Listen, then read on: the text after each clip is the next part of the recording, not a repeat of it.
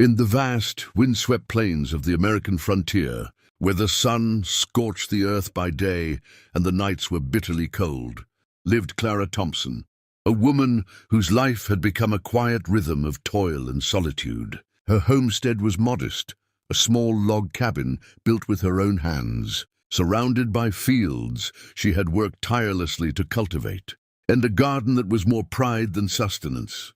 She had come west many years ago, leaving behind a life that had offered comfort but no freedom. Here she had found independence, though it often came at the cost of companionship and warmth. The nearest neighbors were miles away, and the frontier demanded resilience, patience, and a will to endure that Clara had in abundance. Her days began before sunrise, chopping wood, tending to the small herd of livestock, mending fences, and cooking meals that were simple but nourishing. By the time the sun dipped below the horizon, the cabin was dim and quiet, save for the crackling of the hearth and the occasional rustle of prairie animals outside.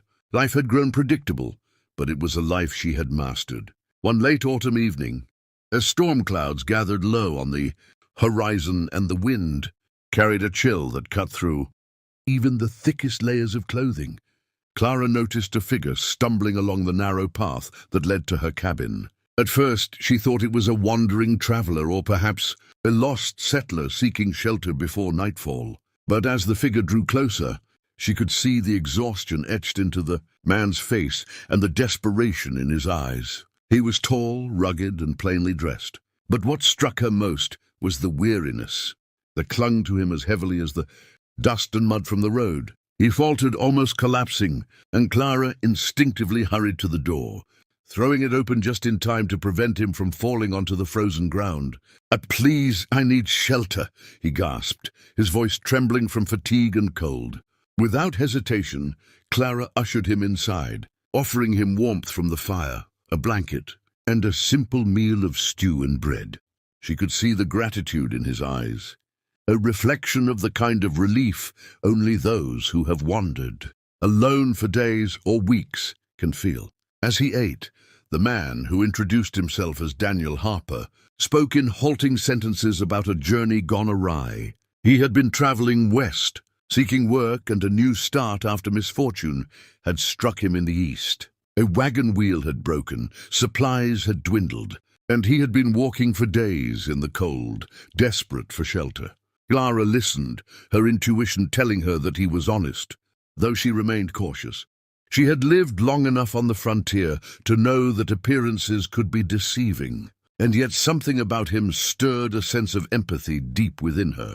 She had learned to care for herself and her land, but she had not learned to care for anyone else in years, and the idea of opening her home to a stranger both frightened and intrigued her. The storm raged outside, snow and sleet lashing the cabin, walls as Clara and Daniel shared stories by the fire.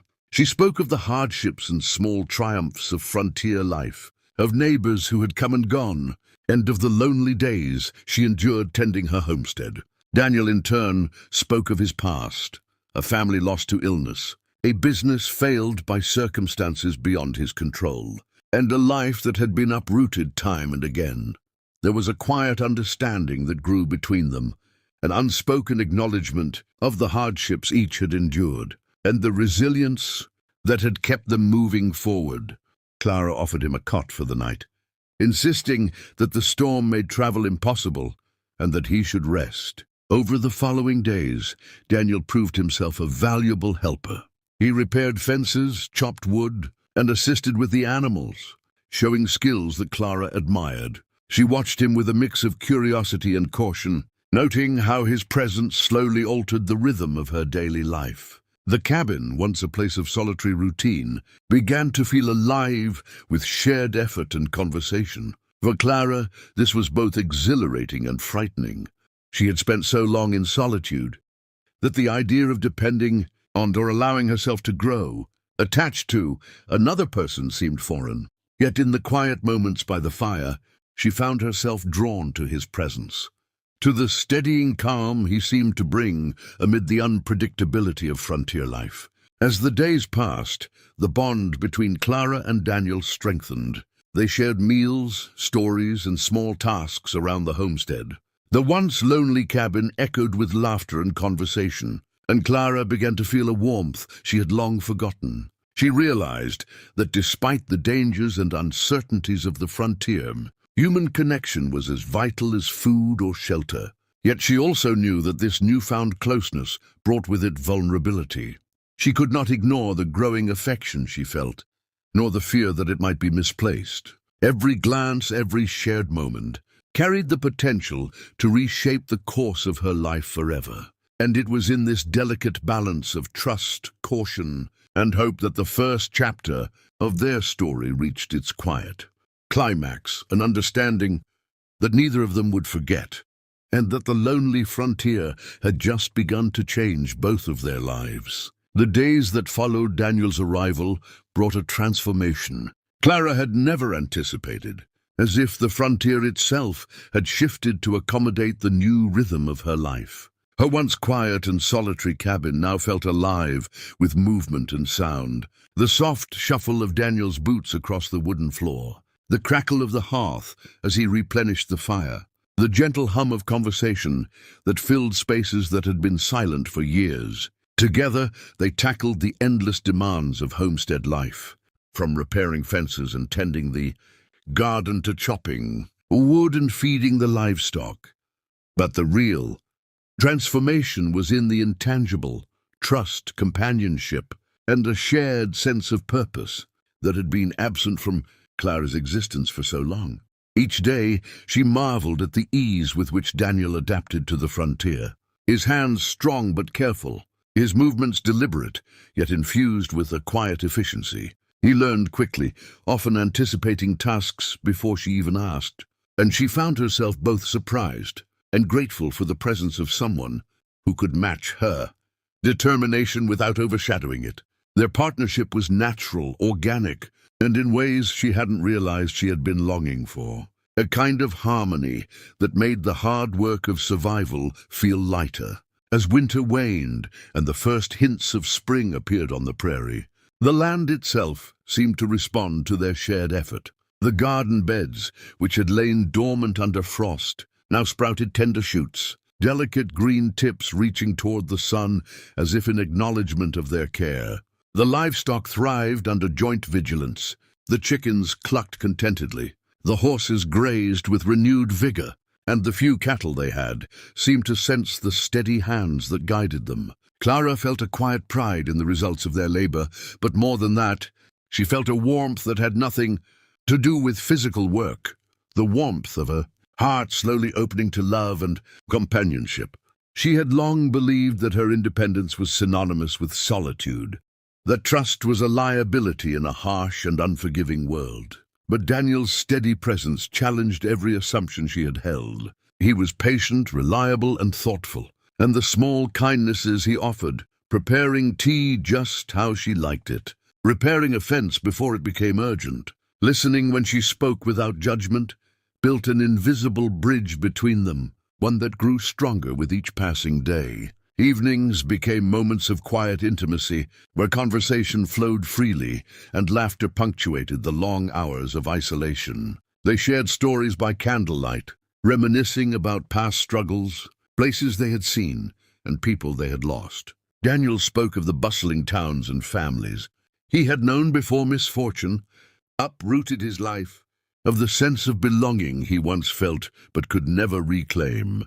Clara, in turn, spoke of the frontier, of winters survived alone, of the satisfaction that came from creating a home entirely of her own making.